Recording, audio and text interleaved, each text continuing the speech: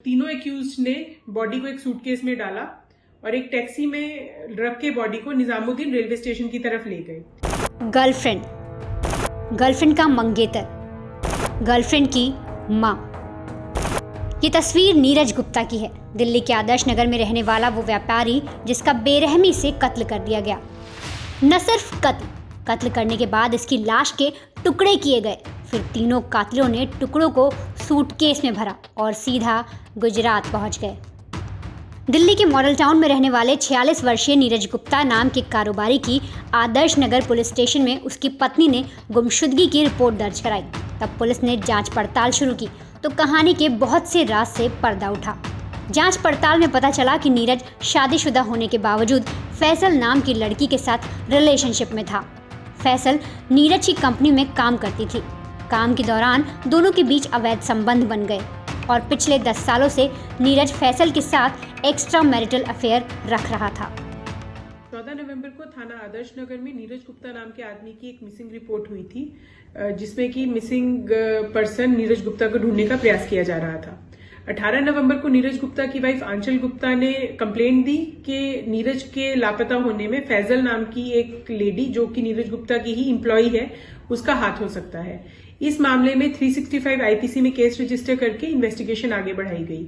Investigation में interrogation के दौरान फैजल ने यह बताया कि नीरज गुप्ता, जो कि पिछले 10 साल से उसके बॉस हैं, नीरज गुप्ता और फैजल का एक्स्ट्रा मैरिटल अफेयर है, लव अफेयर है पिछले 10 साल से ही। अब फैजल के परिवार वाले फैजल की शादी जुबैर नाम के एक आदमी से करना चाहते थे। फैजल ने जब इस बारे में नीरज गुप्ता को बताया तो नीरज गुप्ता फैजल को मिलने फैजल के घर केवल पार्क एक्सटेंशन आदर्श नगर के एरिया में आया। फैसल की शादी की बात सुनकर नीरज बिदक गया और सीधे उसके घर पहुंच गया।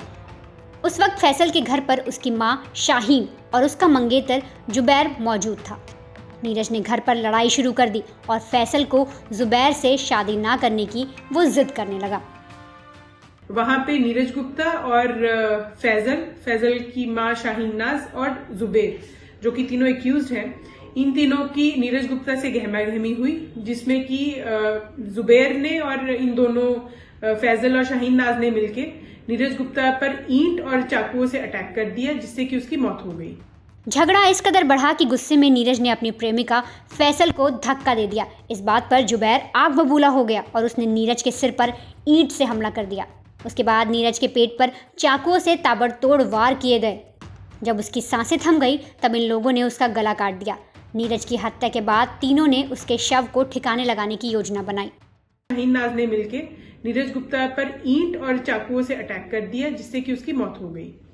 इसके बाद तीनों एक्यूज्ड ने बॉडी को एक सूटकेस में डाला और एक टैक्सी में रख के बॉडी को निजामुद्दीन रेलवे स्टेशन की तरफ ले गए।